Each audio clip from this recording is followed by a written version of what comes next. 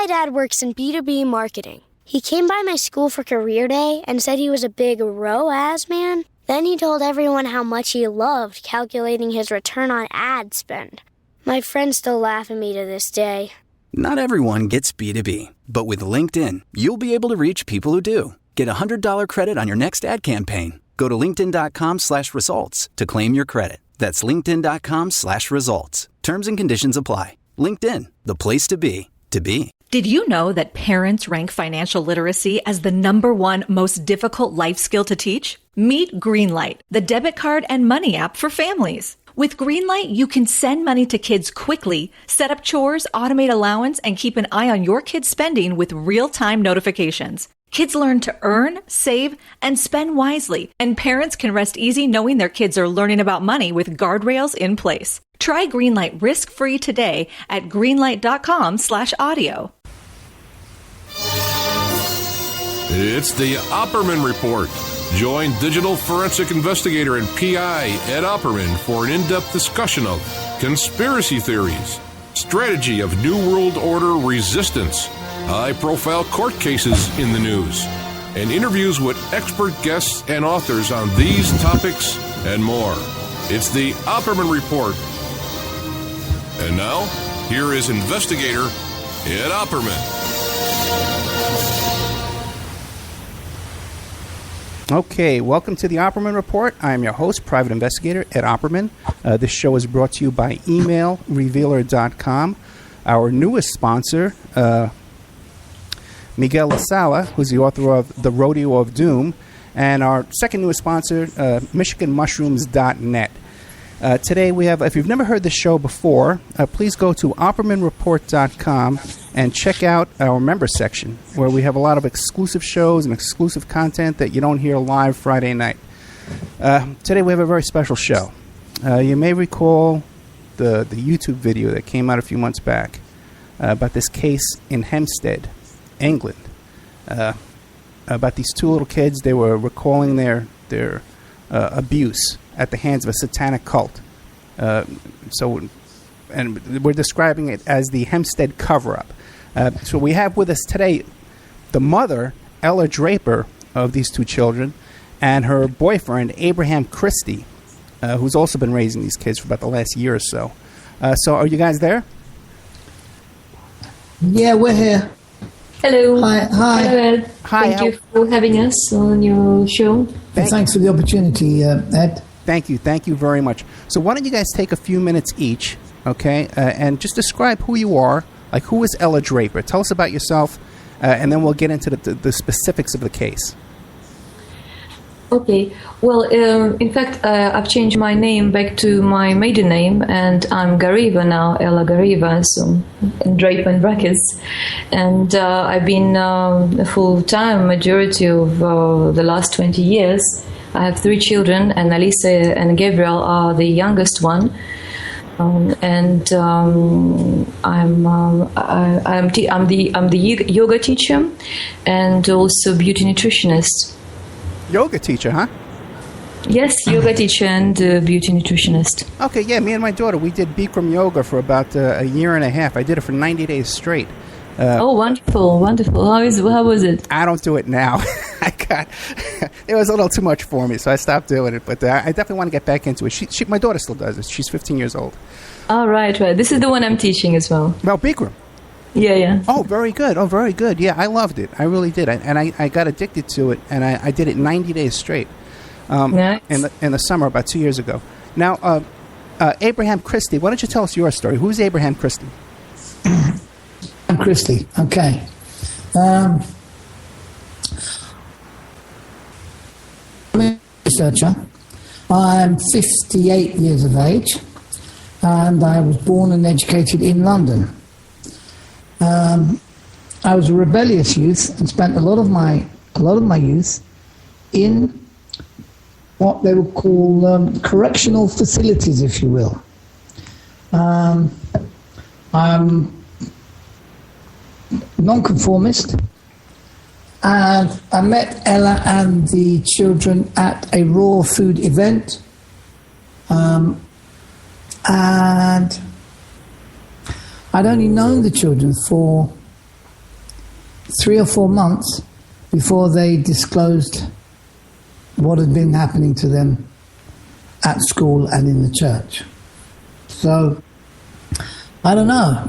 Okay. I've only, as I say, I had only recently known the children, but this is over a year and 3 months now, a year and 4 months almost now. Since they were kidnapped, and I knew the children 4 or 5 months before that, so it's almost 2 years now. Okay, let's start with this. This case came to the public's attention because of a YouTube video. And I believe it was called The Hampstead Children or something like that. And it was the kids were being interviewed like in a parking lot or out in the street. Now, it was at the airport. It was just to England at the entrance to the airport. And I think the video you're talking about was called Papa Kills Babies. Right. Okay, that was the first one. Now, what instigated the videotaping that day? What made you decide to take a videotape that day? Okay, I have a in-law who is a special constable. Whilst the children were disclosing, and to a solicitor for advice, and one of the things to me was that he said you'll need some evidence. Have you got any evidence? And the only real evidence we had at the time were the children's testimonies. And I'm not sure if that was what instigated or initiated us filming the children. Yeah, but we also, when children were disclosed and wrote a lot of things, and as well children drew pictures, for example, of the tattoos of their, and we realized also that during these 3 intense weeks, it was really hard time. It was really hard time for all of us. So we didn't really think about filming then, but while we're getting ready, we realized that we better film them, and we were doing it on the way to in the airport. Some have been on the airplane, and back in England as well. We were. I believe we were challenged with PTSD. I truly believe that we were suffering, all of us, from post-traumatic stress disorder after the initial disclosures. I know that Ella and I were. And the children, because they've been experiencing this, from a very young age, they just appear to be able to deal with it better. Right. So prior to videotaping that day, how much prior to that did you first start noticing signs of abuse in the children, or did they come to you and start telling you about the abuse? Well, they told us we will. Maybe Abraham will explain it better how it all got discovered. It took about maybe 3 weeks. Happened about 3 weeks beforehand. However, there were many signs even before that. During years before, there were all kind of signs which I was not really equipped to interpret. And then when Abraham became part of our family, he started to with a fresh look and with his experience, he noticed many things right away, and things started to get worse as well. And would you like to say to explain how it all happened? Well, even before I became part of the family, we'd travelled together to Glastonbury and to other places in the UK, and I wasn't the only one who had noticed the children's aggression towards each other. Because for me it was normal. It was normal for you, yeah. Well, for me, that degree of aggression was unusual, and there were just too many signs. I noticed them when they were playing on the trampoline. I noticed them touching the family pet dog intimately. I also noticed Gabriel's arrested development. We'd go running in the park, and I noticed his arrested development for his age. Also, Elisa's cold cynicism. Yeah, this also worried me a lot, or really deeply concerned me, because it was something that was progressing quite rapidly. Her cynicism, and also I've been noticing that Gabriel started to develop like a glaze over his eyes, as if he was switching off the reality. And 2 years before that, I also caught them possibly touching. I haven't seen them touching, but they've been filming each other on my mobile, on the cell phone, on the cell camera. And so that's already alerted me. But then the aggression and quite distorted and Ella would also abusive behavior that was going on for a very long time.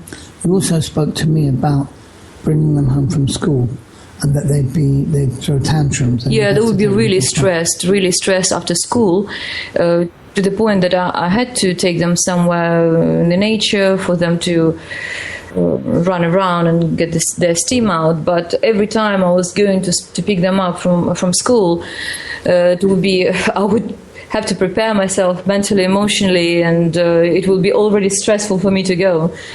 And they would be fighting really badly between themselves and abusive towards me. What were their ages at that time? They were when they disclosed. They were Alisa was 9 and Gabriel was 8, right? When they disclosed, yes. But we're talking about especially last 2 years before that. So from maybe Gabriel was 6 and Alisa was 7. This symptoms, I would say, became much worse. But now you didn't. And the thing is, I couldn't work it out, because there was, to my knowledge, there was no other influence of adults, like direct closest influence apart from me. But children disclosed that their father was visiting school every day and subjecting to them to those practices and to those experiences, then things became much more clear what happened there. There were lots of signs, Ed. There were other children in the school. There was one boy in particular, Spike, whose behaviour was, it was notable. He was always aggressive and always attacking other, and he was regularly causing trouble with other children, as well as James. Yes, the other children. You can see there was they were all kind of hanging together. The parents were hanging together, and those children were. There was some concern about it, about them, and the girls as well who came to our house, Alisa's friends. Something wasn't right. Something wasn't right. This particular friend of Alisa, called Millie,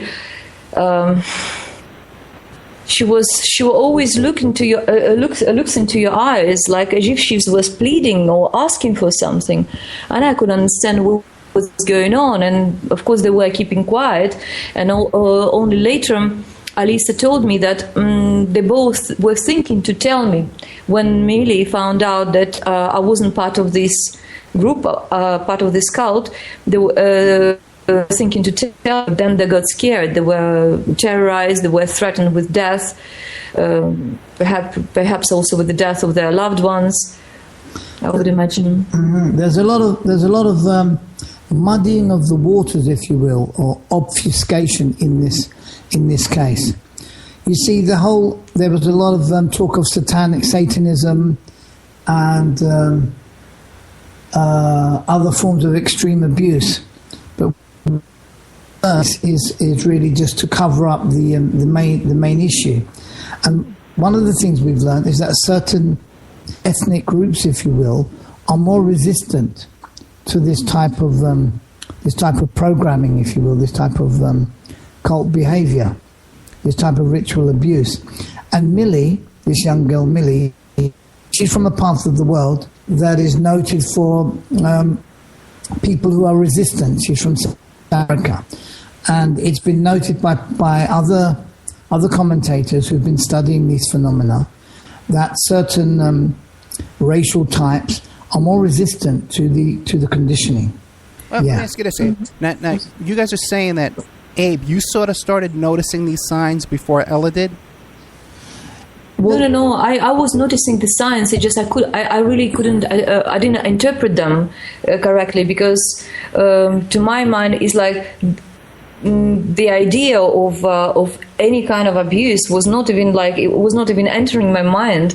I came from Russia and grew up in the environment where pedophilia was at the time virtually non-existent, and even now this kind of abuse is not even common. It's not common subject of conversation as it is in the UK, for example.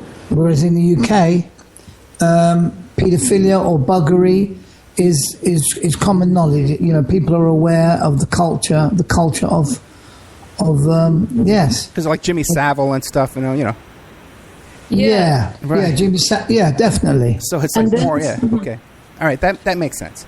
Okay, so for me it was. So for me, I was just going to remind you more about what you've been noticing and how we actually you're the one. It was Abraham who discovered what was happening. Well, I began to suspect, of course. Okay. With my years on the planet, as it were, my experience, and of course, having raised 10 children myself, I began to suspect that something was amiss. But we couldn't really. It was difficult to. How could I? You see, the family home. I was a witness. I'd experienced the family environment, and it didn't correspond. The children's behaviour, it didn't correspond with the family environment that I was experiencing. The only other place that I knew they were going was to school. And of course, you automatically you wouldn't expect anything like this to be going at school. So it was difficult. It was difficult to work out exactly what was going on, Ed. But then the children had a Skype conversation from their father. Okay.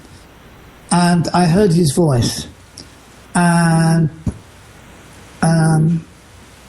I immediately sensed something in his voice. I felt a total lack of empathy, something completely false in his voice.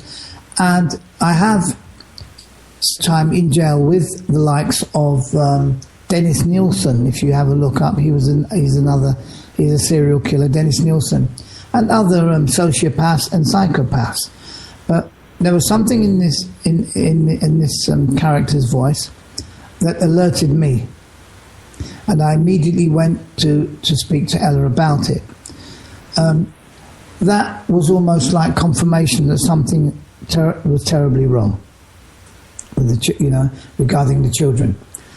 And it wasn't, as I say, until we were on holiday in Morocco that I spotted the children touching each other intimately, and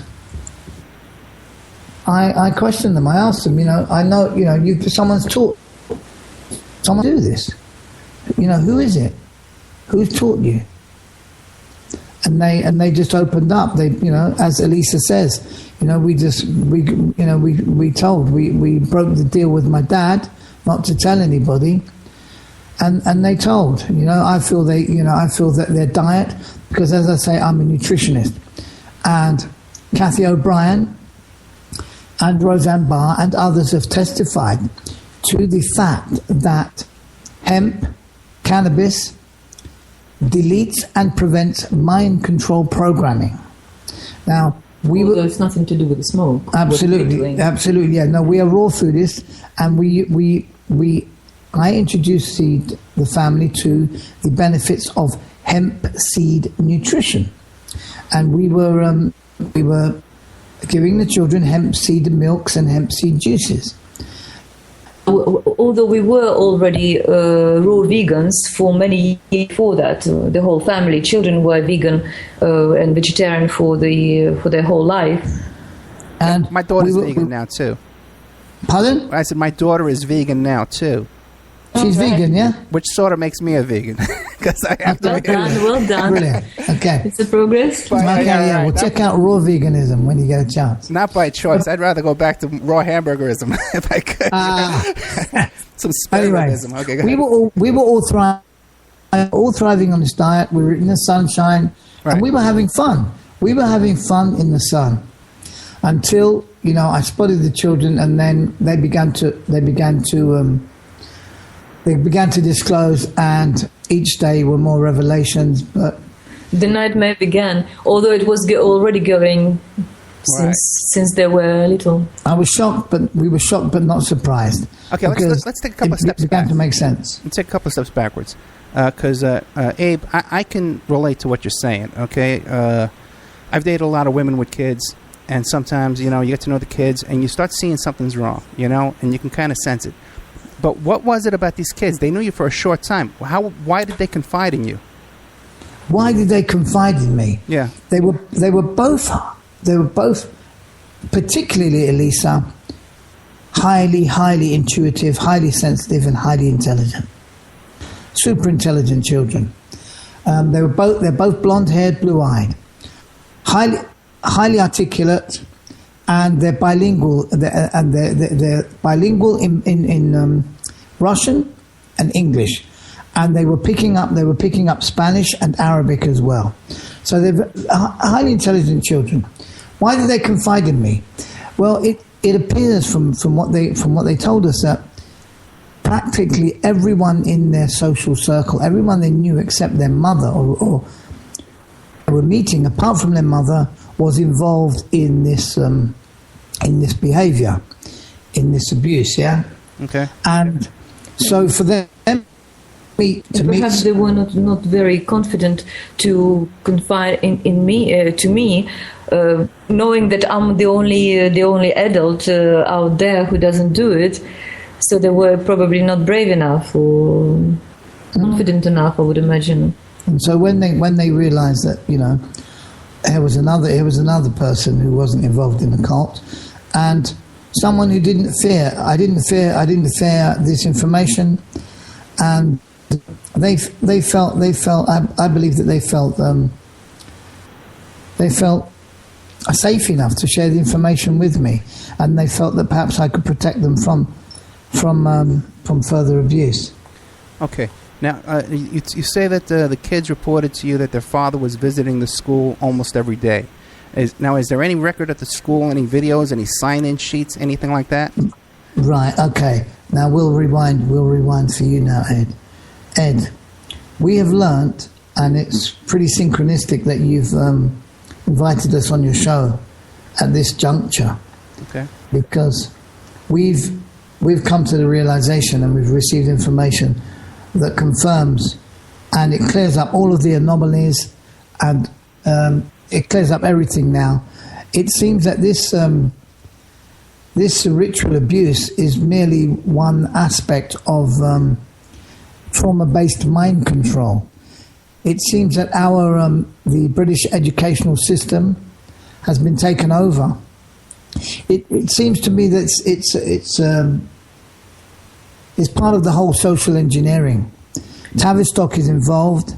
The children visited Tavistock, the Tavistock Institute. They mentioned at least another 10 schools in the same borough, Camden, that adhering to these practices. And we believe that the educational system has been infiltrated. Now they don't involve all of the pupils in the school in these programs, in these mind control programs. They choose specific families, possibly members of families who are also already members of the Freemason fraternity. Okay, but no, I'm with you. Yeah, but then my question was there any record of the father visiting the school that ever signed? Oh no, Right. no, of course, there's no record because it's a cover-up. And the thing is, there was no investigation carried out at all. There was no CCTV cameras watched. There was literally no investigation at all. 2 policemen visited the church after tipping the school already. After 4 days, when we reported this to the police, they had a meeting. There was a strategy meeting between social workers, policemen, and a representative from the school, headmistress from the school was invited. Whom the children had named as one of the ringleaders of the abuse. One of the main abusers. And one of the main abusers. The children also described that this particular person, the head teacher, her name is Kate Forsdyke, they described her as having a large, a port wine stain, covering her pudenda, covering her thighs and her pudenda. They also describe tattoos.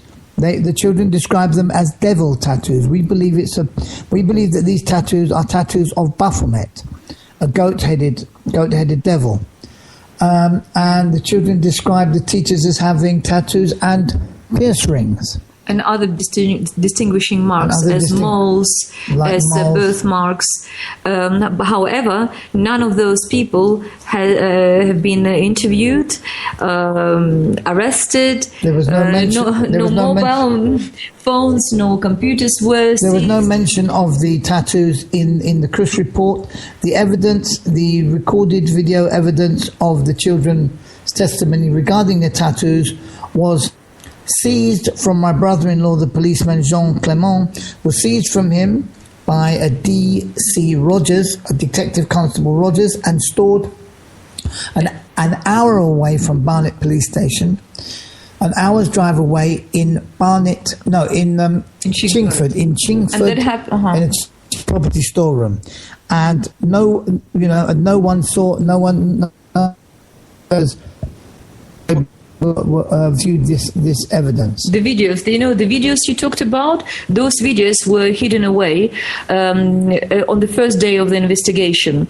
So there was no investigation as such. And but then this more serious evidence. These marks and tattoos, it'd been mentioned by the children during the home video. Then to Ham's brother-in-law, police sergeant, who took who made extensive audio recording, and this recording was also put away in this storage. Then the same story been repeated to the policemen in the official interviews and to the doctors as well as their foster carer. So, but then. This particular evidence has never been mentioned in the Christie report. The report of the investigation. It was never mentioned in the family proceedings. And what they've done, they quickly closed the case. They bullied children into the retraction, and we believe they drugged them as well. And quickly referred it to the family court, to the secret family court, where no press, no public is allowed. And they were attempting to cover it up there. Okay, one second, because we have a whole another hour and a half. I want to get into all the family court stuff as we move on. All right. But one question now is about the port wine stains and the tattoos. Now, if these people are being accused of having these identifiable marks on their naked portion of their body, have they ever come forward and said, okay, listen, someone examined me, an impartial person examined me, or his photographs of myself, anything like that? Not one of them. Not one of them. Not one of them, no. Okay. Now, what about, you said that you caught the children taking videotapes of each other using your phone. Do you still have those videos? Yeah, it's been about, well, it happened a long time ago, like 4 years back from now. But the time of children disclosing, maybe 2 years to over 2 years, and it was only short, like 50 seconds video, which has nothing been going on. It's just Alisa took her panties off, and Gabriel was filming her. So I thought. I explained it to myself as perhaps part of them being curious about sexuality, and I explained to my best that it was inappropriate to do that, and my mom as well witnessed that. But I changed the phone since that. I didn't really give any importance to this incident or to evidence, of course, back then, because just so many things been going on, and it was the whole, well, especially last couple of years was really, really stressful for me. And because, as I said, the children's behavior was deteriorating quite dramatically. And I just couldn't keep up. I guess if it was one child, probably it would be a bit easier. But with two of them growing and becoming bigger, and but there was not only one incident. What happened is that their biological father, Ricky Dearman, he relinquished all contact with the children at a court hearing in November 2011. How old were the kids at that time? 2011. Yeah. Well, 3 years before that. So Alisa was 6. 5 and 6. They were 5 and 6 years of age. Yeah. Okay. Because he relinquished all contact with them. Officially in the courtroom. At a high court hearing. So there was evidence of that, even recorded by the judge who... Because he had a pre-planned trip to LA in November 2011. And this is where we believe he genned up on these mind control techniques. And then after his spell in LA, he visited India. Perhaps we suspect Goa, and where a lot of abuse going on as well. Yes, and where his sister is married to an Indian character out there who runs a hotel out there. And the thing is, children allege that all of his family, all Dearman's family, is involved in this abuse as well. Generational. The grandmother, the mother. It's been generational abuse too. Let me ask you a question. What is the reason he gave for his trip to LA and this trip to Indonesia? He didn't give any reason in the courtroom. He simply said that he didn't tell that he was going. He didn't tell. No. He never said. He never said he was going. But we know that he's gone. He's gone straight shortly after that. Okay. But the thing is, before he was fighting hard for the contacts with the children, and I was fighting hard not to give him children. And the more I realized that his influence is detrimental on children, the more I was cutting the contacts between him and the children. The legal proceedings were going on and off for about 4 years. And even you see that it's quite a sort of, there is quite a background to the story. You know, there is domestic violence. There is okay. Why don't we do this? Assault on my life. Why don't we do this? So we'll take a commercial break now, and we'll come back. We'll get into the reasons for the breakup, the reasons for the divorce, and any kind of litigation and stuff like that. But one question I want to ask right before we go is, what does the father do for a living now? What is his occupation? Well, he doesn't have occupation. Officially, he has no occupation. As far as we know, that he's engaging in child pornography, snuff movies, money laundering, maybe organ trafficking, child trafficking. What does he write down on his tax returns? Do we know that? Well, nobody investigated it, and I know that he's been claiming the state money, living on benefits for a very long time, at least maybe for 10 years or so. Benefits for what reason? Benefit, being jobless, or claiming that he has some disability, which I know is fake, He's claiming that he's got some back pain. Or Back pain, okay. something like that. All right, so we'll get right back to this. We'll come back. We'll pick up with the breakup, the divorce, and all that kind of stuff.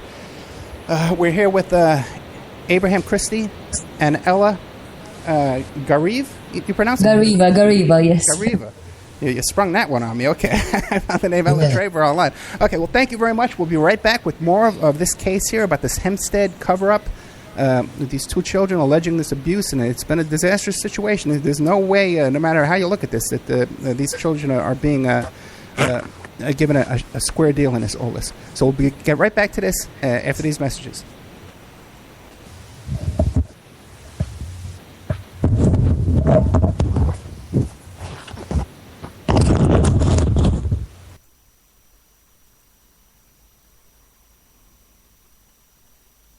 Did you know that parents rank financial literacy as the #1 most difficult life skill to teach? Meet Greenlight, the debit card and money app for families. With Greenlight, you can send money to kids quickly, set up chores, automate allowance, and keep an eye on your kids' spending with real-time notifications. Kids learn to earn, save, and spend wisely, and parents can rest easy knowing their kids are learning about money with guardrails in place. Try Greenlight risk-free today at greenlight.com/audio.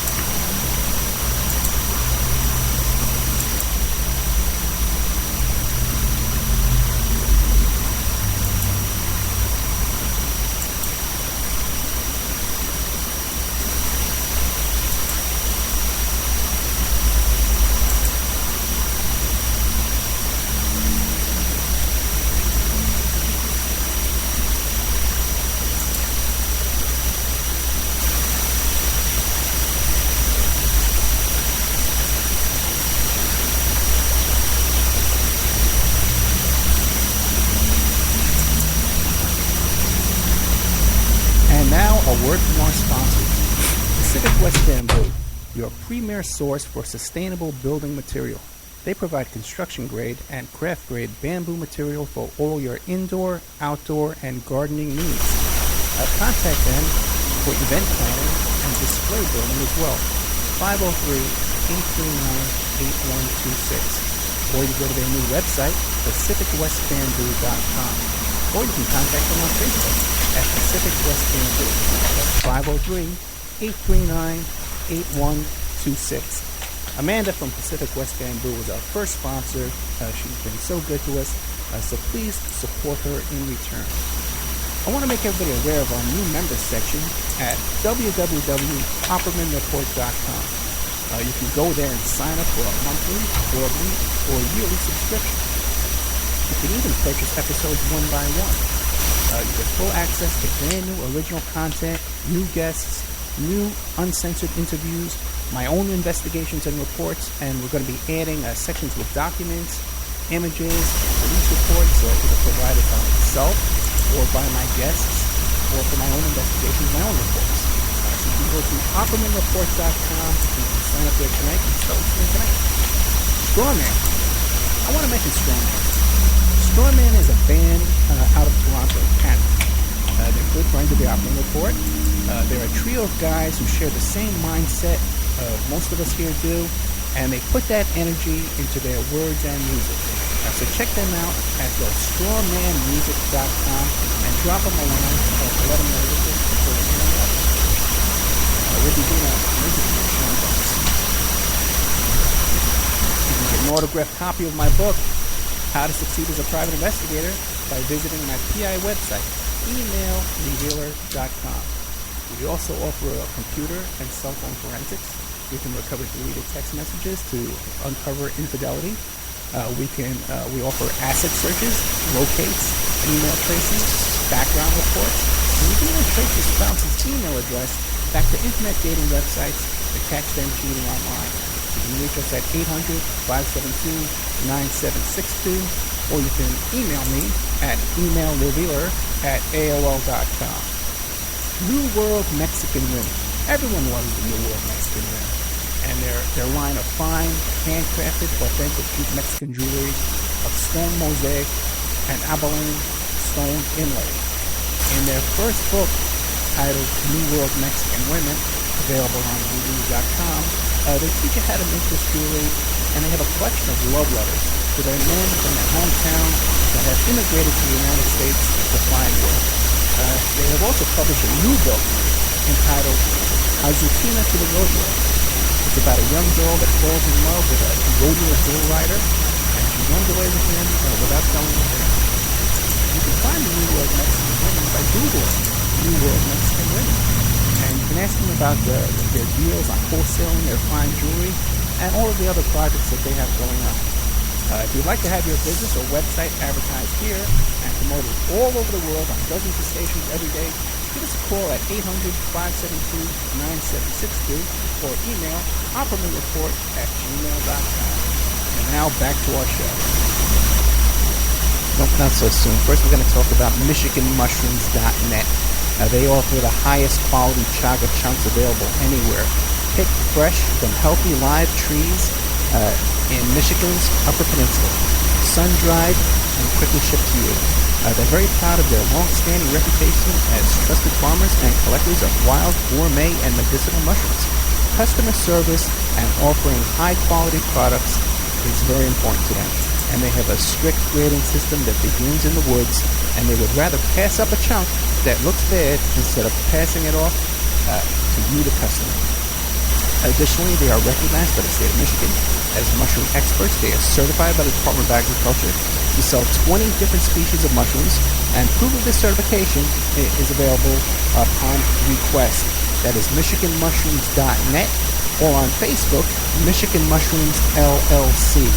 Got a brand new sponsor, The Rodeo of Doom by Miguel La Sala.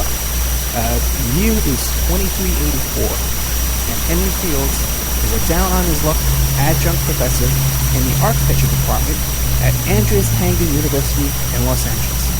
But he has one thing going for him that others don't. There's enough of the coveted EP14 to live to be 200 if he wants to. Not that hard. When he saves a woman for certain death with a few drops of the EP14, a corrupt government agency tries to blackmail him into selling off his supply. Just when it seems like it might be a good idea, all hell breaks loose. The Rodeo of Doom was written by Miguel La Sala and edited by Margaret A. Harrell, the author of Keep This Quiet, memoir series. Now, she was also the copy editor Hunter S. Thompson's breakthrough book, Hell's Angels. According to Harrell, the Rodeo of Doom will grip you and pull you into the wild ride of a different reality. This is a consciously fast-paced journey into the future. Author Miguel La Sala reveals his craft by intricately weaving in fine details for his reader and keeps you anxiously anticipating what will happen next. Do not wait to read this book. There will surely be more to come from this author. The Rodeo of Doom is available on Amazon.com, and there's a link to the Rodeo of Doom in the Opperman Report bookstore.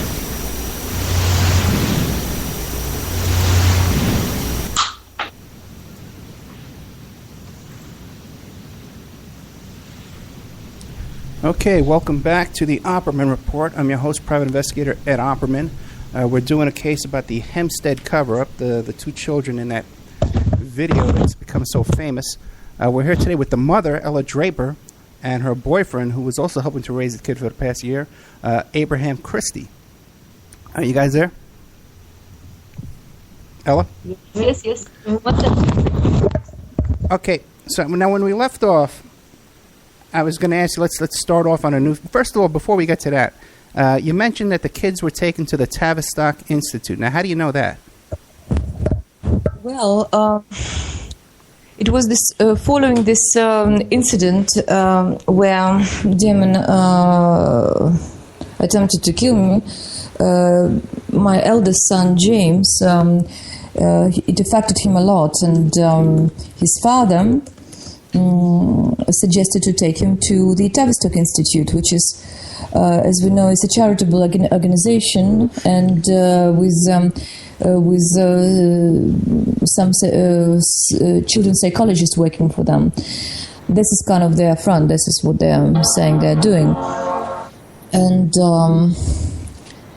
so I started to take James for his sessions, and it was in different combinations. And then children were also affected because they viewed this incident, and Alisa's got hurt as well during this. And so the psychologist suggested to take them also for the sessions. And I was looking for the solutions as well, and even before children started to disclose this hard 2 years, I was educating myself in child psychology. I was attending all kind of courses, and so child psychologists privately. So I knew I had a problem. And I was attempting to resolve it as much as I could. The dichotomy, the quandary is this, Ed. Of course, I never known about Tavistock back then. Right. Yeah, the Tavistock Institute has set themselves up as the authority on ritual abuse and multi-personality disorder and dissociative identity disorder. And so, in other words, the primary programming site for these trauma-based mind controls, they are pretending to be the leading institution, attempting to solve the problem, if you get my drift. I do. And unless you're familiar with all the allegations and rumors about Tavistock, no one would think, that there would be any reason to be afraid of them.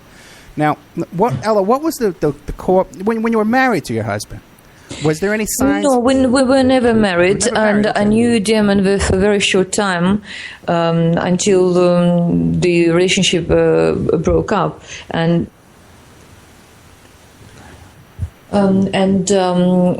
Gabriel wasn't even 1 year old when I told Damon that the relationship was not working. However. Well, let me ask you this. During the period of time you were dating and you were getting along and everything was happy, was there any indications that he was involved in any kind of activities or parties or bizarre sex? No, not at all. Not at all. He appeared to be caring. He's got along with my eldest son. Nothing at all. It just after when the children were born, then I started to notice some inclinations towards abnormal sexual activity, and some comments he was making were a bit weird for me to hear, and he was forcing me, emotionally forcing me to watch pornography with him, things like that. So progressively,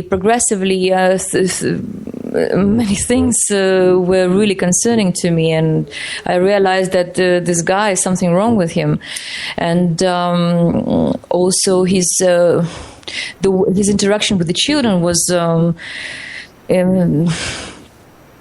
Some aspects of interactions with the children were quite worrying, I would say. Like, for example, he would come to see children in the evening just before they were going to bed, and would start to play this tickle game with them, which I was never happy about, because then children already kind of were calm, ready to go to bed, and then he would start this strong activity going on, and he would tickle them and tickle until you can see they're not comfortable. He's taking them over the edge, and he was still pushing, and unless I want to interfere, and this would always end up in arguments. And there are many other things as well. The psychological manipulation and intimidation, like he would be breaking up in my house through the garden late at night and break into my house, yes, and sending me messages and emails of inappropriate content, sexual contact, and I reported him. There were like 5 police calls because of the domestic violence and other reports of sexual harassment. But this already after we were not seeing each other, and then there was then it was violence against my son. So until I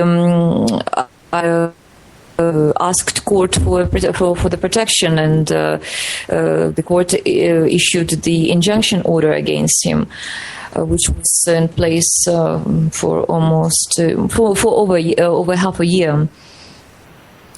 Did he have any parenting experience with other children besides the 2 you have together?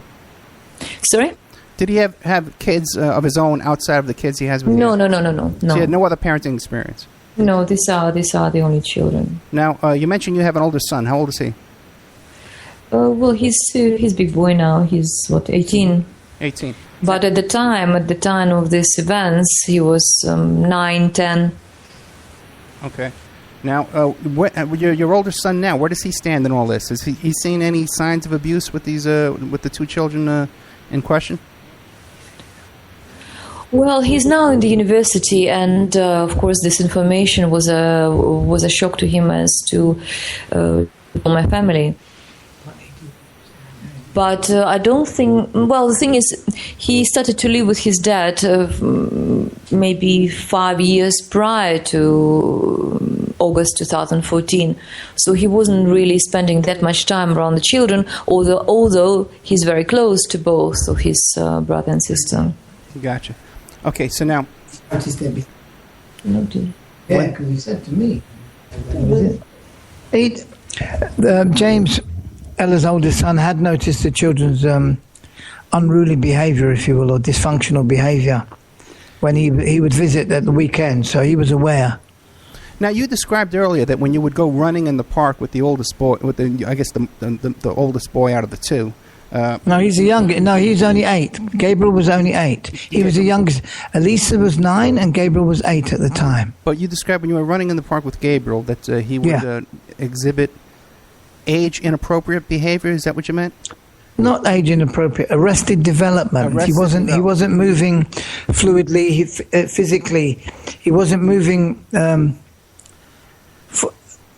can I say, as freely as he should have been for someone of his age. Very good coordination. Yes. Okay. But also there was arrested mental development as well. There were a number of factors, as Ella just mentioned. Psychological, emotional. Now, when you were taking the children to the Tavistock Institute, were any of those reports or any of the doctors or any of the therapists from the Tavistock Institute, were they ever brought into any of the legal proceedings that are currently going on? No. There was an attempt where Dearman was invited to one of those sessions or have a conversation with the practitioner, but he created quite a scene there, and he left without banging the door, and he left. But the thing is, the very first time I went there because of I took children because of James, of the eldest son. But then the couple of years before August 2014, there were, as I said, sort of things progressively were getting worse, and the school then. Was pointing to Tavistock. Now, okay, so now because the thing is, Tavistock is in the maybe a mile away from the school. You see, it's in the same area. Amazing.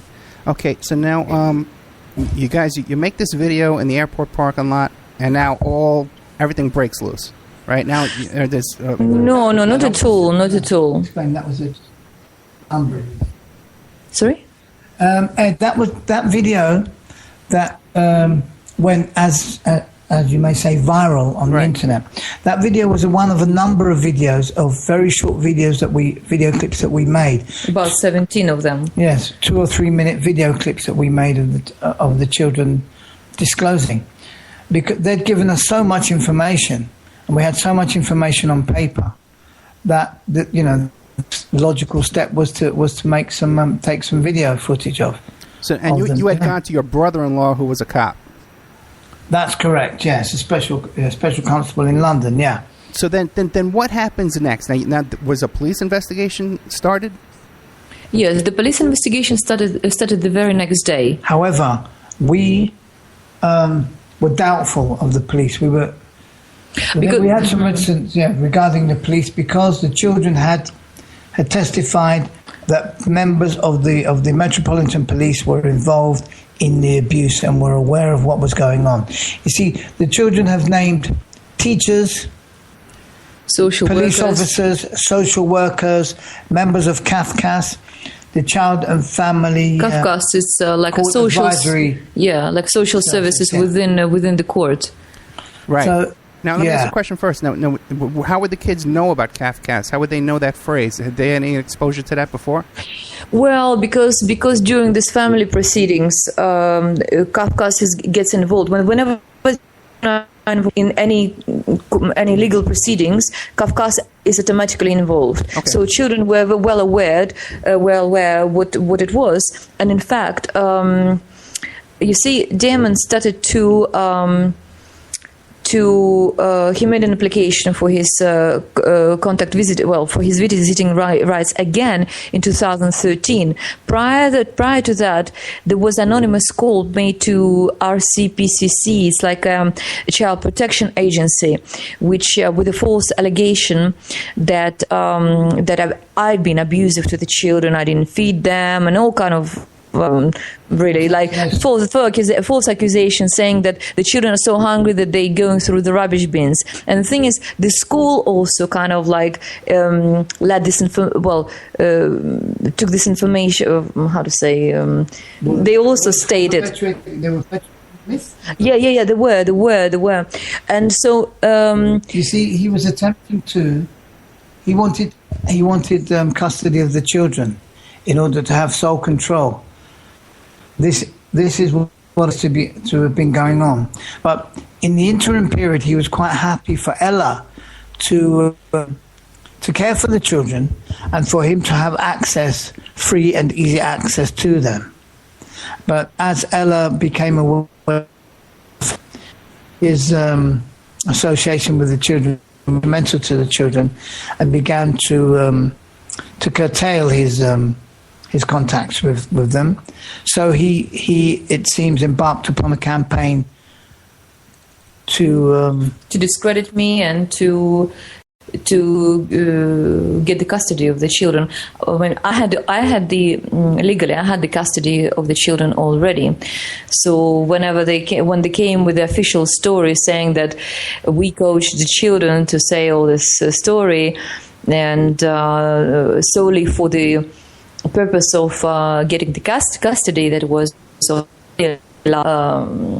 that judiciary as well as mass media were advertising. I think it helps to understand. I think it helps. It will help your audience, Ed, to realize that it appears that this is state-sponsored.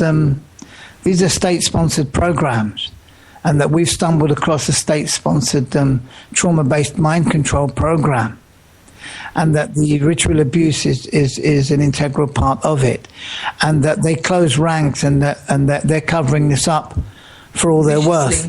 They're covering this up for all they're worth, because this is the soft belly of their culture. This is the Tavistock social engineering at its ultimate, to create an army of mind-controlled slaves to do their bidding. Now, at the in time, the New World Order. At the time when the school was saying, well, the kids aren't eating, over there in England, do you have the option to move your kids to a different school? Yes, I was we were going to move children to different school, and that's when the school started to become nervous and hostile, as well as Dearman. He started to really push for the contacts, and actually the contact started to happen. The court ordered the contact just before. He had 3 contacts with the children, official, where before he had none. But we know, of course, he was coming to school. So anyway, this whole year, there were legal proceedings going on, where he applied for the residence, well, for the custody and for the contacts, as well as claiming that I'm trying to take it out of England permanently. So that was going on, and what's the question? Well,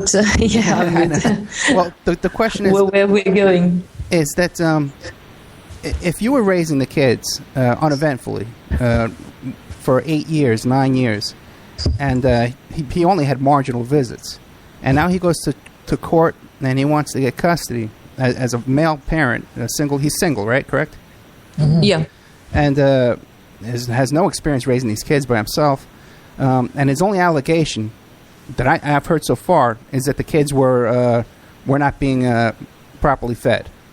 That was his only allegation against you. No. This incident. It was an anonymous call. Okay. Someone made an anonymous call to RCPCC, the Child Protection Agency. RSPCA. NSCC. NSPCC, sorry, NSPCC is another one organization I'm mixing up with. It's a dogs protection, sorry. I know, over here. That's right. Yeah. Anyway, someone made this anonymous call, and then automatically the social services got involved. Right. And they started to their investigation. They came to my house, and then the thing is, the children later on in August told us that these social workers who were involved in this sort of investigation were abusers, as well as Kafka's workers, because I had to take children, because of the court proceedings, I had to take them to the Kafkas for an interview.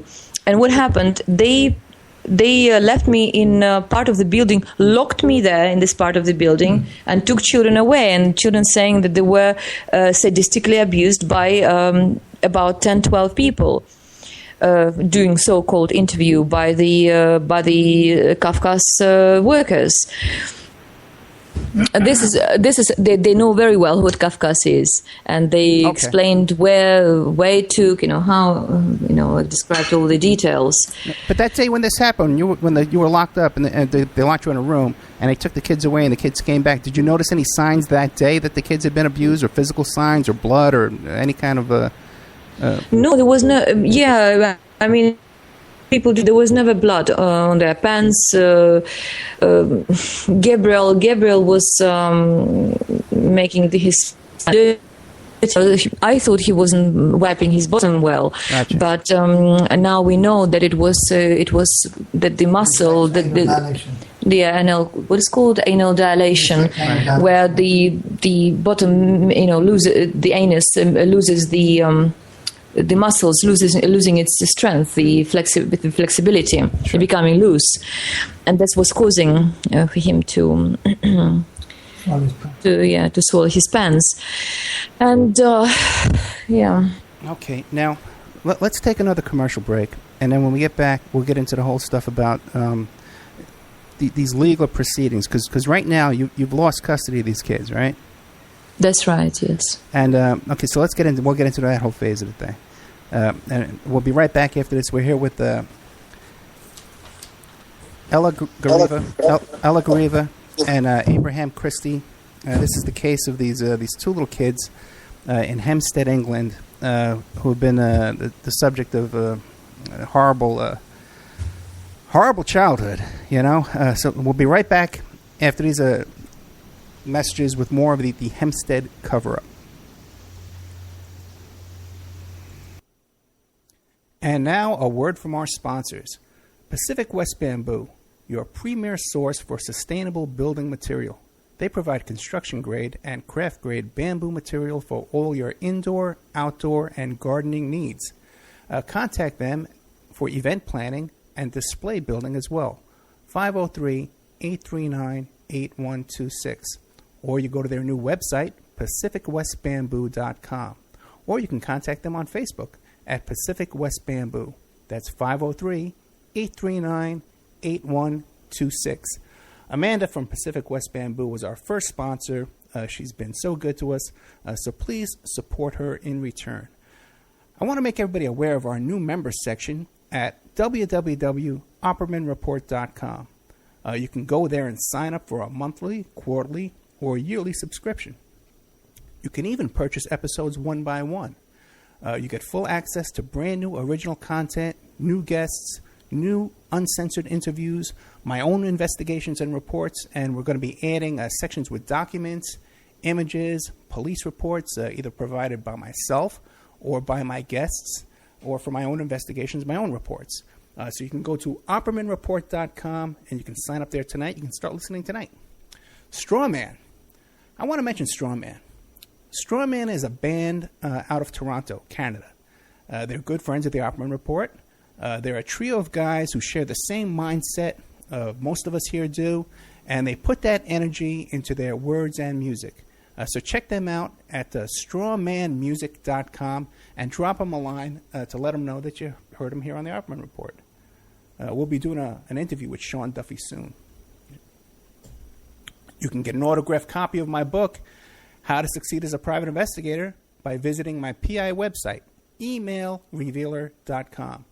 We also offer a computer and cell phone forensics. We can recover deleted text messages to uncover infidelity. We offer asset searches, locates, email tracing, background reports, and we can even trace your spouse's email address back to internet dating websites to catch them cheating online. You can reach us at 800-572-9762, or you can email me at emailrevealer@aol.com. New World Mexican Women. Everyone loves the New World Mexican Women, and their line of fine, handcrafted, authentic Mexican jewelry of stone mosaic and abalone stone inlay. In their first book, titled New World Mexican Women, available on lulu.com, they teach you how to make this jewelry, and they have a collection of love letters to their men from their hometown that have immigrated to the United States to find work. They have also published a new book entitled Azuquina to the Rodeo. It's about a young girl that falls in love with a rodeo bull rider, and she runs away with him without telling her family. You can find the New World Mexican Women by Googling New World Mexican Women. And you can ask them about their deals on wholesaling their fine jewelry and all of the other projects that they have going on. If you'd like to have your business or website advertised here and promoted all over the world on dozens of stations every day, give us a call at 800-572-9762 or email oppermanreport@gmail.com. And now back to our show. Well, not so soon. First, we're going to talk about MichiganMushrooms.net.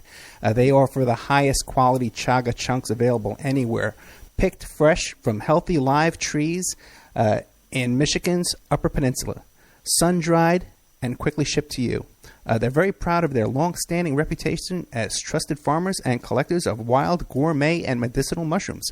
Customer service and offering high-quality products is very important to them. And they have a strict grading system that begins in the woods, and they would rather pass up a chunk that looks bad instead of passing it off to you, the customer. Additionally, they are recognized by the state of Michigan as mushroom experts. They are certified by the Department of Agriculture to sell 20 different species of mushrooms, and proof of this certification is available upon request. That is MichiganMushrooms.net or on Facebook, Michigan Mushrooms LLC. Got a brand new sponsor, The Rodeo of Doom by Miguel La Sala. The year is 2384, and Henry Fields is a down-on-his-luck adjunct professor in the architecture department at Andreas Tangen University in Los Angeles. But he has one thing going for him that others don't. He has enough of the coveted EP14 to live to be 200 if he wants to.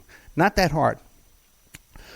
When he saves a woman for certain death with a few drops of the EP14, a corrupt government agency tries to blackmail him into selling off his supply. Just when it seems like it might be a good idea, all hell breaks loose.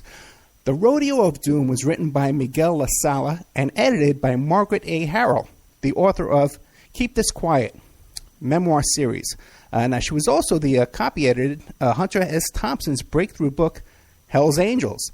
According to Harrell, the Rodeo of Doom will grip you and pull you into the wild ride of a different reality. This is a consciously fast-paced journey into the future.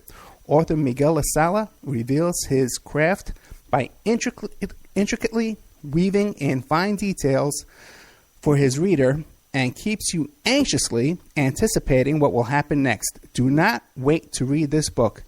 There will surely be more to come from this author. The Rodeo of Doom is available on Amazon.com, and there's a link to the Rodeo of Doom in the Opperman Report bookstore.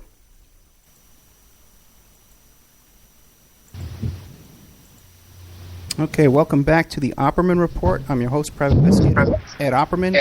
We're here with Abraham Christie and Ella Draper, and we're discussing the case of the Hampstead cover-up.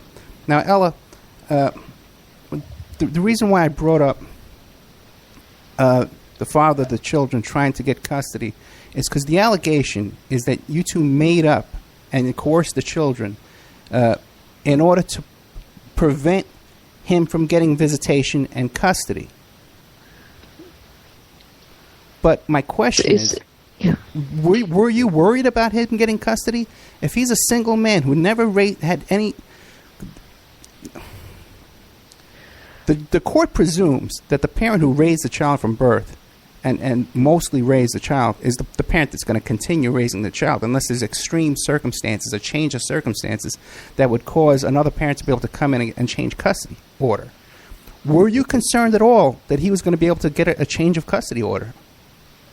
No, not at all, because he hardly participated in children upbringing and in their education. He never participated financially supported children, so it wasn't concerning me at all. But then, so then he to adhere to all kind of actions, like this anonymous call. So the social services got involved and started to investigate, and other things. Then the school also mentioned something to the social services, the children are underfed, which is of course not true. So but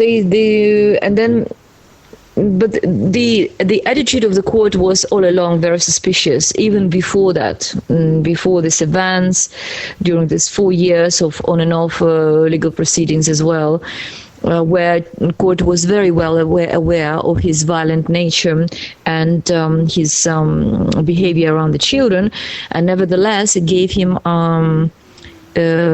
contacts, allowed him contacts every week or days or for whole day. And it's only after he retained the children at their unknown address for 3 days, I stopped the contacts. It gave me the opportunity to stop the contacts, and then again, but then during this last year before the events, also court didn't take any view of the previous history, the previous background. Okay, so, but now, because I so they were inclining. They were this. You see, because the social services got involved, right. They started to have a voice in these proceedings. For example, this specific social worker called Richard Dempsey and Dempsey, and the children are alleging against him as well, so he started and looks like him and Diamond know each other quite well, and he's the one who tipped Diamond off about the report, the involvement of the policeman.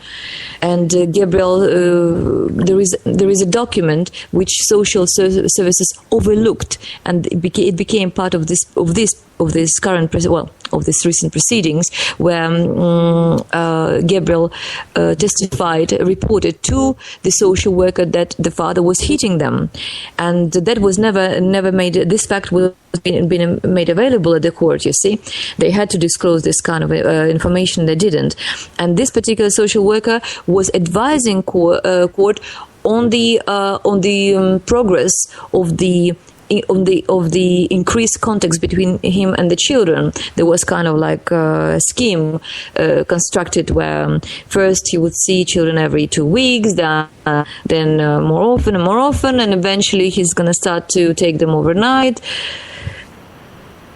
So looks like the court was implicit in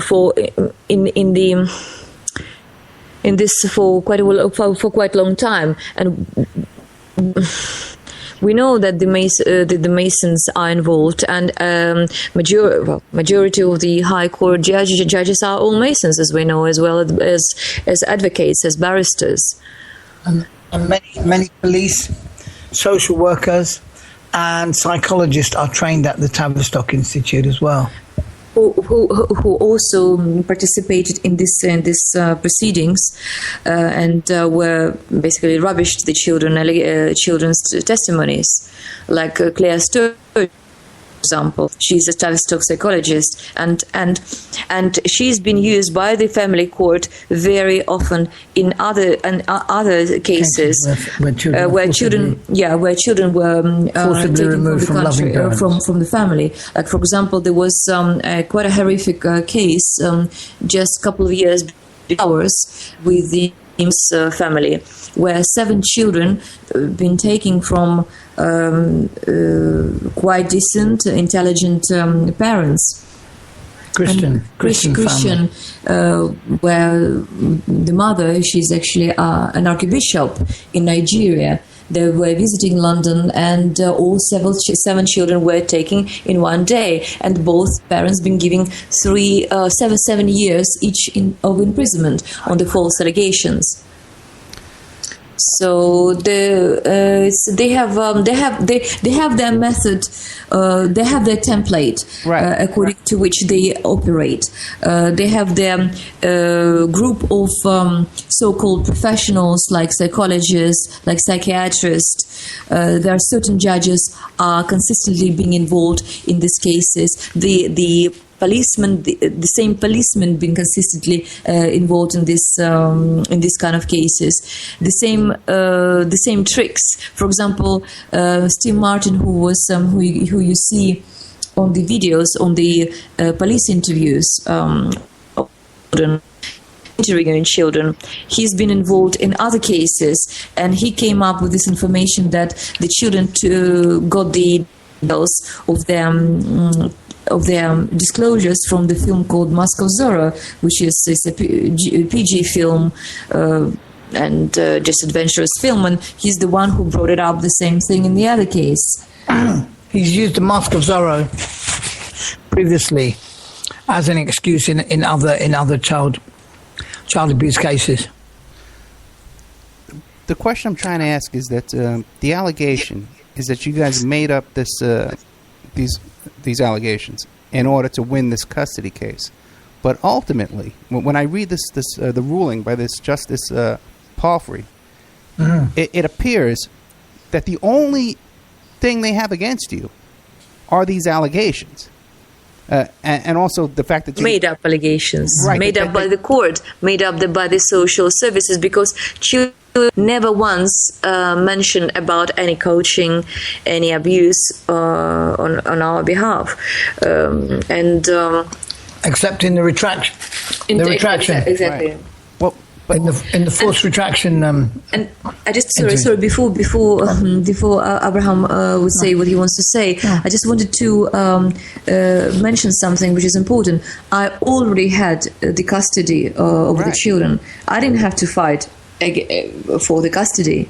I didn't have to make any stories, not just against Damon, but against the whole school, the entire half of the school, against policemen, against social services, against Kafkas, against the lawyers who has been involved. Okay, let's clarify that not just that, call children on Why about the tattoos. Why create such a convoluted story? Right. And make false allegations And why to the police. And why create a story alleging that the perpetrators these intimate distinguishing marks that can easily be proven or disproven? Tattoos, piercing. Very good. Now, let me ask you a question. Piercing and tattoos. That's another factor. No other children been interviewed. Some of the children, Elise and Gabriel. All the children had tattoos and piercing. Elise and Gabriel have testified, as Ella just said, that all of the others, there are a group of 20 or so special families. That are involved in this ritual abuse, specifically in this mind control programming. Not the whole school. A lot of them foster families as well. Not the whole school. And the children, and Alicia and Gabriel told us that all of the special children, they all have tattoos. They are all tattooed. And when we asked Alicia and Gabriel, well, if you're in the group, why aren't you tattooed? And they said the reason we haven't got a tattoo is because Mama, Ella, is not involved. She's not in the cult. See, the children didn't realize that they were part of a trauma-based mind control program.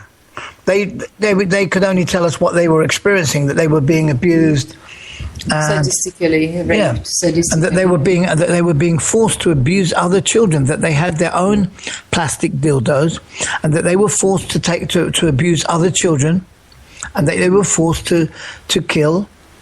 And they were desensitized to killing.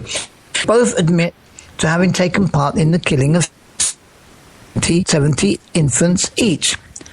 You mentioned about the stuff about the plastic dildos. Yeah. And now, in this judge's order, there was a medical examiner who examined these children, who said that yes, there were signs. Right, that there were signs. A pediatrician, a consultant pediatrician, Dr. Hodes, with over 30 years' experience. Yes. Okay, now how did that doctor get involved in this case? Did you go out and find that doctor, or did the court find that doctor? No, what happened? You see, they did take some actions. The police, for example, they took children on the drive around to identify the place where the abuse where it was place, and then they arranged for children to be examined on 2 occasions by the group of the doctors who are specializing in the child abuse specifically, and who confirmed categorically that the abuse, the findings were confirming the children allegations. They had scarring in the anal area, and this reflex dilation. Well, and anal reflex also is an indicator of the abuse, and that they were abused with the blunt penetrative instruments. But now that doctor was a court-appointed doctor. Well, they ignored. She ignored it. Was she a court-appointed doctor? No. It was a police-appointed doctor. Right. So this wasn't your doctor that you brought in to make up a story. No. It was by the police, arranged by the police. Okay. In a university college hospital. But this judge makes a comment at the end where she uses the word bemused. She was bemused by the finding of this doctor, of her own appointed doctor. Well, not specifically, exactly, not specifically by her, but the police. Right. And she also rephrased the formulation of Dr. Hodes. In fact, it was you see what happened. The arrest criteria of Demon was fulfilled twice. First, when the children made allegations. That was the first occasion, and the second, when on the 15th of September, Diamond was already in the police station interviewed. At the same time, while he was there, police received the report of Dr. Holtz confirming the abuse. Were alleging, Yeah. and so that was second. Have been satisfied, and so they never arrested him, and the entry in the police report from the confirmed abuse, the confirmed abuse became a possible variant. And then Puffley, she went further and said that variant that the children had fissures. Right. Any, what is it? Scars, yes. Saying it was normal. Okay. And also that was this, as I said, this Dr. Sturge was involved, who assessed children psychologically. And so Puffley mainly relied on the Sturge's assessment rather than, and rubbishing Holt's findings. Yeah, very interesting. Holt's now, but the judge also, too, she cites that you were uncooperative and you didn't appear at the hearing. Now, what was behind that? Well... You see, right.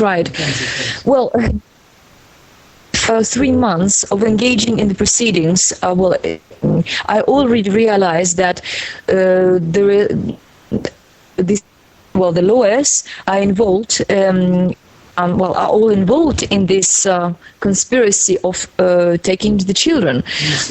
In the secret family court, and so I got two pairs of two companies, of two law firms, okay. Who was obviously not acting in my interests, and so then I found out about the so-called professional activists, lay legal advisors, Mackenzie friends. You see, if you representing yourself by law, you can take some friend or relative or person who's going to help you to take notes in the court, and it's called Mackenzie friend. So then there is this association of Mackenzie friends are also activists and who are protecting children against the abuse, allegedly. So, and they had access to all the court material. So.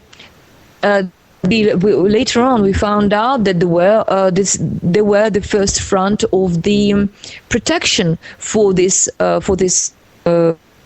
Now is a government-sponsored mind control programming which is going on in the English schools. So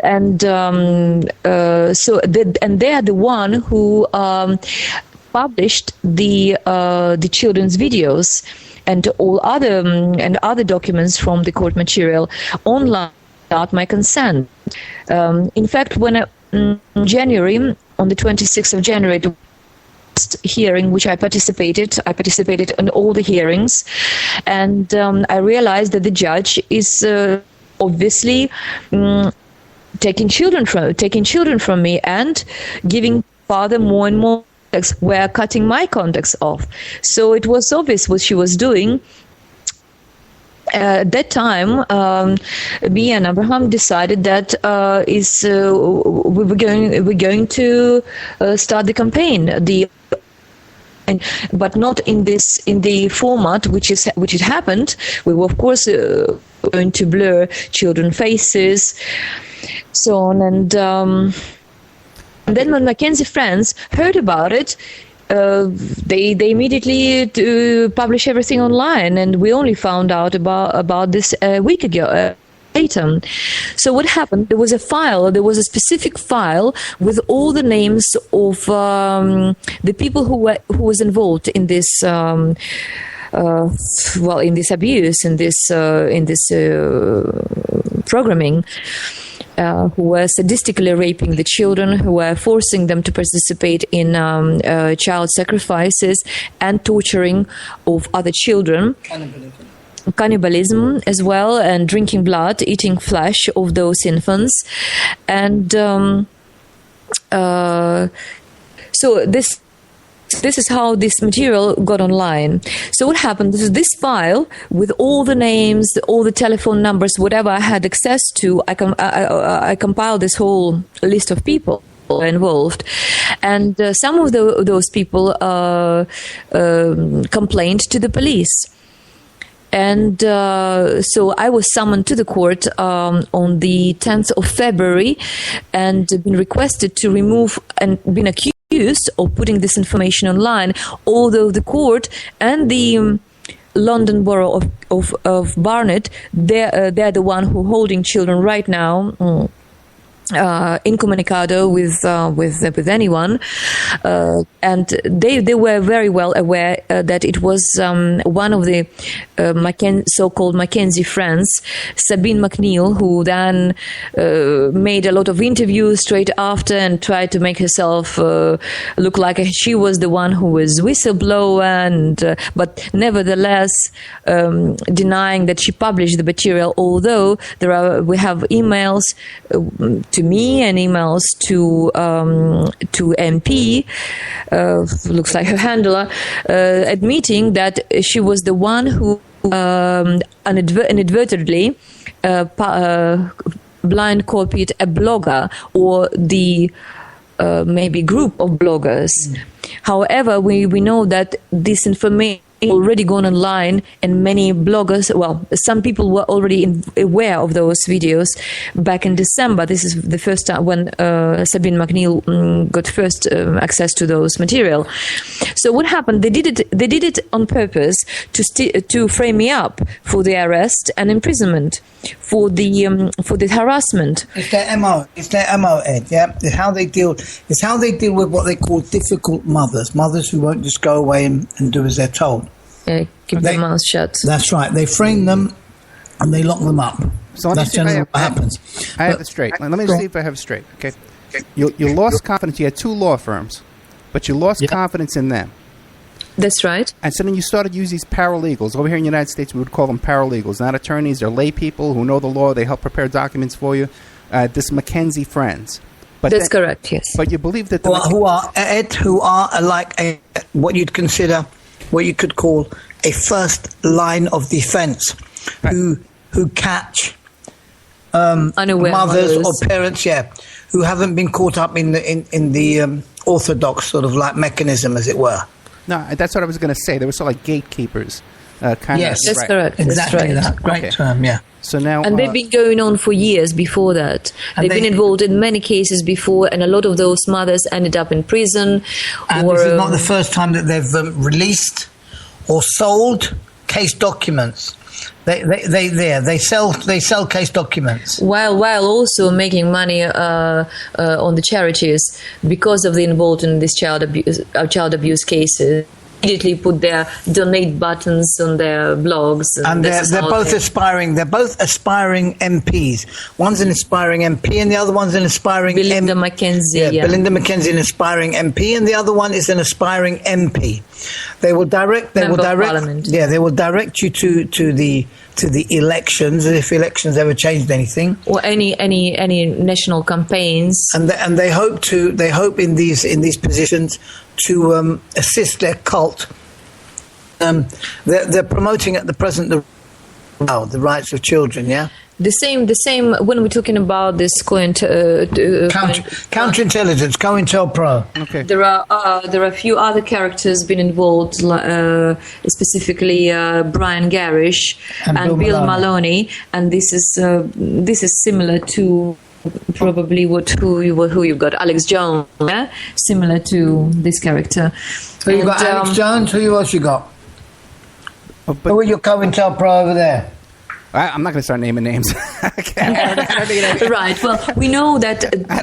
For example, that Brian Garish, who someone introduced to us even before the children were taken, and I sent him this email, this file of all the members of this cult. And the tattoos information. So who's then sent it via Bill Maloney, who is another so-called activist, and they're organizing the mass protests and documentary and this is your COINTELPRO. This is your COINTELPRO to ensure that the trauma-based malware gets out. Okay, but before we get too far ahead, the thing is, though, that you're saying that you gave up on these hearings because now they were going to these custody hearings because now they were going to charge you with harassment. But now let me ask you a question now. Did you have any criminal legal defenses? Abe, you're a savvy guy. You said you had a lot of criminal experience in your life. Did you guys have a criminal attorney advising you about what the charges and jail time would be on a harassment charge? Because here would be nothing. You'd get a probation. Well, there is no charge. They don't want this case to get into the criminal court. They were avoiding it this at any cost. They've never interviewed me. Sorry, Anna. They've never once interviewed me. Okay. They never wanted, as Ella just said, they never wanted this case to go to criminal court. Their intent was to keep it in a family court. However, they were using their little MOs, their established patterns of dealing with this. Of harassment and intimidation of the mothers. Okay, wait. Let me see if I have this straight. The reason why you gave up on continuing with the family court proceedings is because you were under threat of arrest for harassment. Am I right about that? Correct. Well, nine police officers, including 2 medical staff, turned up at Ella's home address the very next day after this injunction order had been placed against me. Okay. And they turned up with medical staff, ostensibly they said to speak to Ella. Now we have a recording of this incident. And it's on the internet. It's available on the internet. People can watch it, and there's one actually with some video footage as well. So all that's been going on, a lot of what's gone on is documented, you see. Okay. And the reason why the case is spreading, why the story is spreading, is because the cover-up has been exposed. They've been exposed on the internet with their behaviour, and they're having difficulty. They're having difficulty covering up this story now. So this 9 policemen who came to my house, they came without the arrest warrant. And luckily we had a barrister at my house then who kind of held them. Who was taking instructions and who held them back while we escaped via the back over the roof, so of the back of our house. And next day, because by then it was obvious. It was obvious to us that they were coming to take Ella away. But my question is, even if they did take you away, what are the maximum charges you could be facing for these? It wasn't a question of charges, Ed. They regularly incarcerate. They also they fabricate allegations, but this particular harassment charge is quite serious. I think it's up to what? It depends. It depends on which section. What's the worst? But anyhow, they were already questioning your mental health. Yeah, they were already questioning my health from almost day one. Okay, I understand that, but correct me if I'm wrong. The maximum time you could be facing is like 5 years. Yeah, but 5 or 6 years, something like that. I'm just asking. But that's not the point. That will be the end anyway. I wouldn't be participating in court proceedings. And the thing is, so when I left soon after this incident. You left the jurisdiction. I left the jurisdiction. That's right. And then. However, the so-called fact-finding went ahead soon after, and I think that was their intention for me not to participate in this fact-finding because the questions I would ask would reveal what's going on. The there is. So Ella was hounded out of the country. You see, if not arrested, but then hounded. So. In order to prevent her from attending the finding hearing. Okay, where are you guys now? We're at an undisclosed location. Okay, so you're okay. So you left. Okay, and you're no longer in the country. No, that's right. Okay, we haven't been in the country since when was it? Since February. Okay, but now February 2014. So now the children. 2014, 2015. 2015, because then it was another incident after I left. There was another 10 policemen then attended Abraham's house, and this time they were much more prepared. I was in the UK, and 10 policemen came to my house. They surrounded the house, and they were intent. They were determined to take Ella with them, and they were adamant that Ella was at the location. And I told them that she wasn't. In fact, I was on the phone. I was speaking to Ella on the phone at the time, and I allowed them to speak to Ella on the phone. Okay. Well, okay. And where are the children now? Well, the children are still within the family, within the foster family place. The third time they were moved to a different family, and nobody knows where they are. They keep them incommunicado. They prevented any contacts between the children and the grandparents and the other members of my family. However, now that DMN already, even before the proceedings finalized on the 12th of August, he was already given unsupervised contacts with the children. Okay, now that's my question. And, so the kids today are in foster care. That's right. But they've never given the children to their biological father. Now, what is the reason for that? No, they are going to give. They're planning to give. Well, they're planning to give the children to the father within. But because of the spread of the story, they're finding it increasingly difficult. Okay, but there has to be a reason. When the father goes to court and says, "Why can I not have custody of my children right now?" What reason are they giving him? Because otherwise, it would be a slam dunk that he would walk out of the courtroom that same day with the kids in his possession. But the kids are kept under state care. What reason are they giving? Number one, he's had a psychological assessment, the results of which have never been made public. They've perverted the course of justice on numerous occasions, and we have evidence to show this. They've publicly perverted the course of justice. The judge, Palfley, she has made a fraudulent judgment. There are so many. But she gives a reason why the father does not have custody. Correct? She gives a reason what? Okay, the father did not walk out of court that day with the children, which would be normal. Now because of the campaign because everybody knows what's happened. Too many people now know what's going on, and too many people are watching their actions. 1 second. Too many people. So the judge said in her ruling that the reason I'm not giving these children to their fathers because there's a campaign. No. What happened? She actually didn't want to take the responsibility of the decision. She left the decision to the social services. Okay. And we know that the care plan provided by the social services was to eventually give children to the father within the next 6 to 12 months. Okay. From the 12th of August. So she never really took the responsibility, and now that the story has crossed the Atlantic, and due to some American Christians, it is becoming increasingly difficult. And as we've been doing our own research, because we were as confused as everybody else with all of the muddying of the waters and the obfuscation and the satanic ritual abuse aspect of the case, and we were unaware that it was state-sponsored, trauma-based mind control program that we were dealing with. Now, with this information at our disposal, it's easy to see what we're dealing with now, and it clears up a lot of the, as I say, a lot of the anomalies, like a high court judge, perjuring herself and perverting the course of justice. Not only one, like three highest court judges.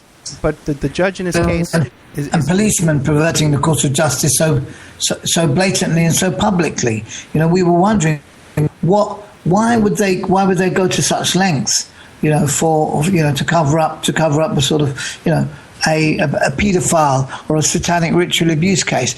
It seemed to be a bit, they were going overboard. Disproportionate. It was totally disproportionate. And now with this knowledge that it's a state-sponsored operation, everything makes sense now. Everything falls into places. Yeah. We were wondering how could a minor, a minor son from Rotherham, how could he command such a 25-minute stint on BBC primetime television to plead his case. Although it backfired upon him, spectacularly, but the fact that he could acquire, 25 minutes on BBC. And all the newspapers got involved. And the mainstream media. Yeah, it was just way overboard. It was way, They overdone it, so let's say. Yeah, they overplayed their hand, and we just couldn't work out why, and it just didn't make sense. Okay. That in itself was attracting a lot of attention from the wider public. And once we realised that what we were dealing with, everything, as we've said on numerous occasions, everything makes sense now. And now other cases which are happening now, it's been happening recently.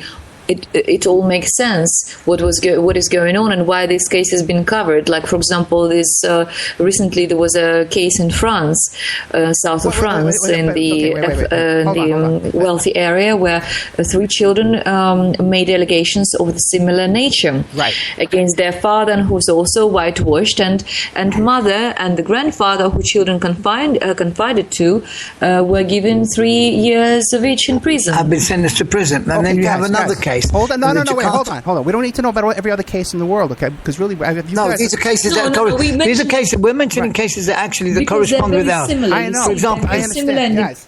As well. For example, this case in Jakarta, you've got the Jakarta International School. Just a moment, then. No, wait, because we can do another hour. But right now, the audience is interested in your case, and that's why I have you on the show. Right. Well, this case corresponds with our one. And we can do another hour, okay? But please, guys, you got to listen to my questions, without going on to all this other stuff. All right, okay.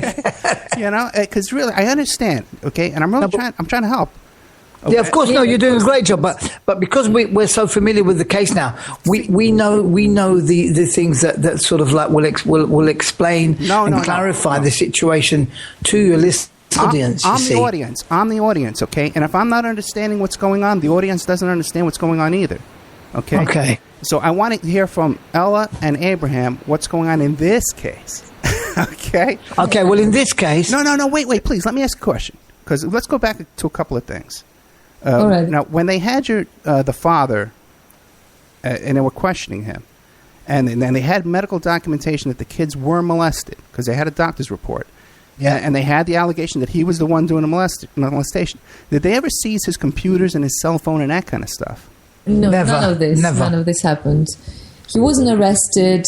The mobile phones, computers was never seized. The CCTV cameras were never investigated. The forensics never went and investigate the school, the church, the houses of the parents, where those so-called fun sex parties were going on, where in fact they were raping children there.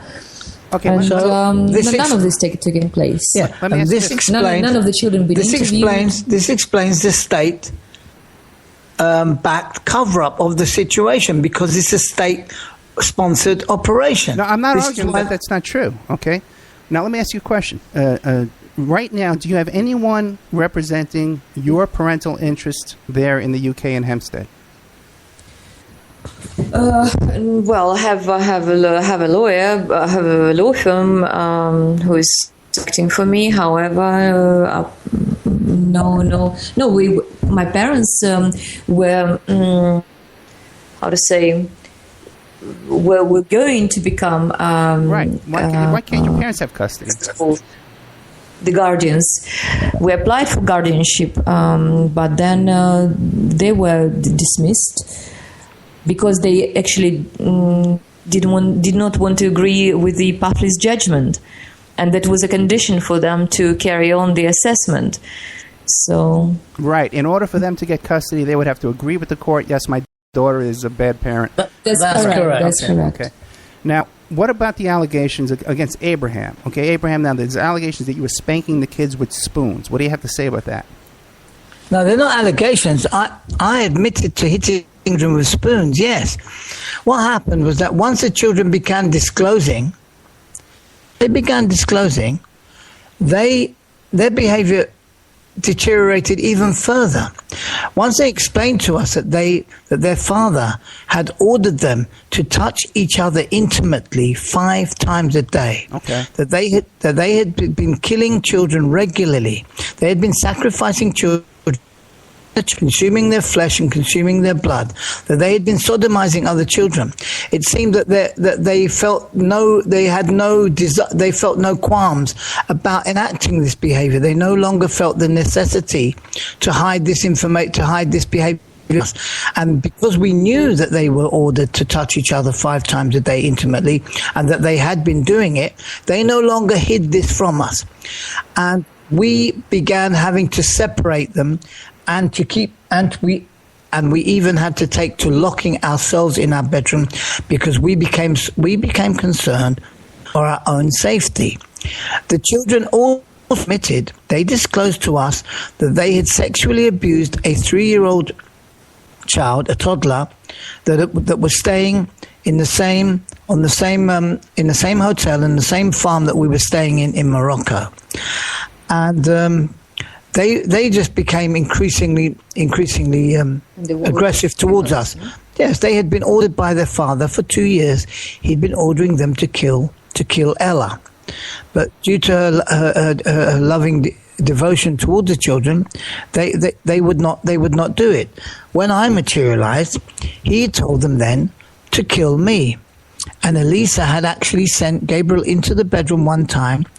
But Gabriel wouldn't kill me, so they sent him in to cut a lock of my hair, which he duly did. So they were grooming him. They were grooming him to kill me.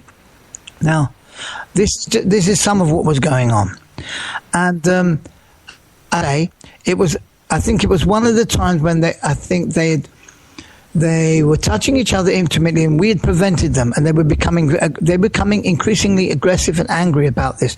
Now, we didn't know it was because they were so fearful. They were fearful. They had been terrorized by their father, and the reason that they were carrying out his orders was because he had threatened to kill them. Okay. And Let me ask you this. They knew that he would do it because they'd witnessed him killing other children. I have a couple of questions for you. First of all, can you guys do another hour? When? Right now, because otherwise we got 10 minutes left. We're not going to get to everything. Only if you let us talk about the trauma-based mind talk control. About whatever you want. Dude, you talk about whatever you want, but you got to answer my questions too. Okay. I'm teasing. Okay, so of course we can. Okay, good. Now, my question for you is this. Now, the little boy was 9 years old, right? Yeah. 8 years old. 8. And you got him on over your lap. You're spanking him with a spoon. No, I never got him over my lap and spanked him with my spoon. But no. somehow you were spanking him with a spoon in some position. No, he was standing in front of me. He was standing, and I hit him on the head with the spoon. Hit him on the head with the spoon. Yeah, on the head. They had told us that their father was hitting them with large metal spoon in the school. Okay. When was it? If they screamed, he'd hit them with the spoon. Yeah. When they were being abused, when they were being sodomized, if they made a noise, he would hit them with a large metal, serving spoon from the school canteen. And the way if they're screaming more, then the school nurse would inject them and put them to sleep. But my would sedate them. Yeah, would sedate them. My question is, Abe, is that you're afraid that this little 9-year-old boy is going to kill you, but at the same time, no. I wasn't afraid I wasn't afraid the boy was going to kill me. Elisa was the one I was more. Look, I'll explain it to you this way, Ed, so that you can get a picture. Okay. Right. As I've told you before, I've spent a lot of my youth in and out of in correctional facilities. There was one time I was in a jail cell with two other young men. Okay. Yeah. Yeah. Okay. All right. I had a disagreement with one of the other men in the cell, and we had a fight. We had a fisticuff fight. We had a fight in the cell, yeah. And that later on that evening, I had to sleep in that cell, in that same cell with those two guys, yeah. Okay. I felt more fearful for my life with Elisa and Gabrielle than I ever did in jail. Okay? Because you thought that they would come in with knives or something and kill you? Elisa knew. We asked. Look, Elisa admitted that she told us that she was thinking of killing us. She told us. We asked her. Told us on few occasions. We see what happened. Even though children were relieved about the disclosure and finally being able to talk about it, they still been brainwashed and conditioned. And desensitized, and also Alisa felt she felt some loyalty to her father as well. Right. Okay. You see, so that's and they were going back and forward. You know, one moment it was there were those beautiful innocent children who were relieved of those. Of the burden of this experience, and on the other hand, they would become cold, cynical, how to say... They only, all they ever knew, you know, they'd grown up with the cult all their life. So, it's understandable that they felt, a sense of misplaced loyalty, if you will, a sort of what they call Stockholm syndrome towards the cult, right. Ed. And we were saying to just touching, and also they started to do something else. They started to put a poo on our food. They were poisoning. They'd been poisoning us for a while, Ed. They'd been wiping my toothbrush around the Moroccan toilet. Yeah, wiping our toothbrushes around the Moroccan toilet. We caught them sticking their finger in their anus and putting poo on our food. It's something that their father had taught them.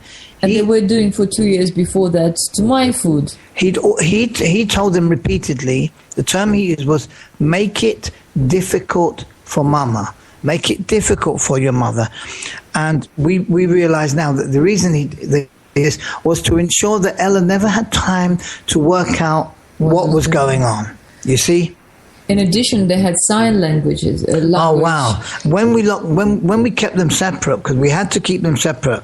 After a while, we had to keep them in separate rooms because they always stayed in the same room, so they had ample opportunity to carry out their father's orders. And once we separated them, and it became more difficult for them, then that's when their behaviour deteriorated, and it was during one of these episodes when Elisa was going to her room that I noticed. I think it was Gabriel. No, it was Gabriel going to his room, and I noticed Elisa make a to him with her eyes, and at first I couldn't. It didn't register to me. I couldn't quite believe it. It was a non-verbal communication with her eyes. And then I realized they've got a secret. They've got a secret language. They've got a secret sign language. And then they admitted that... And they revealed to us. The demon was teaching them and other children in the school this secret sign language. Well, let me ask you this now, because this was during a period of time when they stopped having visits with their father, correct? No, they hadn't stopped having visits with him. They'd only just begun having visits with him, as far as we were concerned. After about 2 years. Although he'd been seeing them every day in school. Right. For how long? For how long was it? For about 2 years. Okay. Was it 2 years he was going to school? Maybe over a year, I would say. Because the thing is, he didn't see. He officially did not see them for 2 years. Now, part of this time, he went to America and then to India. And then we suspect he returned in spring of 2013. Because that was when this is the reason we suspect that is I suspect that is because children behavior deteriorated dramatically then. Okay, and let's stop here for a second. All this time, he did not see them. He didn't ask for any contacts. Let's stop here for a second because we're visiting them in school. We got 3 minutes left in the 2-hour show, and some people are only going to hear the 2-hour show. So now, how can people find you? What's your website? If people want to contact you, if they want to help you, what do we do? I'd been taken down now on third occasion after we started to talk about mind control. But it will be up again within the next 2 days because it's under reconstruction, if you will. Yes. Our website is www.hampsteadcoverup.com. Yes, and then there is another website as well, is freethehampstead2.com. Freethehampstead2, that's a numerical 2. Now, what if people want to email you, get a hold of you? They can contact can contact us through our page, to our contact page, once the website is up. Okay. That'll be up in another 2 days. Hopefully. So what do you want to leave the audience with right now, the larger audience right now in the last couple of minutes? And we can do another hour after this. We would like to advise the audience to speak to your children. Ask your children. What's going on in Ask them what's going on in school. Speak to them. Tell them not to be fearful. Because we know that this is happening in America, and we now know this happening in the UK. You guys have got you've got your history of this. There's a documented history of trauma-based mind control programs happening in the US. You've got the Franklin scandal. You've got the Finders. You've got the McMartin preschool scandal. You've got numerous instances of it going on. You've got the Jakarta International School where Barack Obama, your mind control sex slave president, he attended that school. And a teacher there, his name is Neil Buntelman, he was sentenced to a 10-year prison sentence for crimes eerily similar to those of the Hampstead case. And Neil Buntelman has just been released after serving less than a year of that sentence.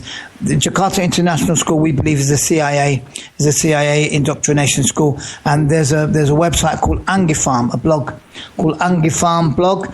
Spell it. It's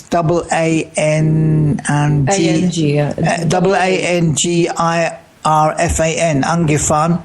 It's run by 2 girls that explains a lot of this information. There's a lot of stuff on the internet, and Angifarm is a good place to start. Okay, you can send me a bunch of links, and we'll put them up on the OppermanReport.com blog. Okay, so what we're going to do is we're going to end the show now, and we'll tape another hour with our guests here, Abraham Christie and Ella Gariva, about the case about the Hampstead cover-up, guys. Good night.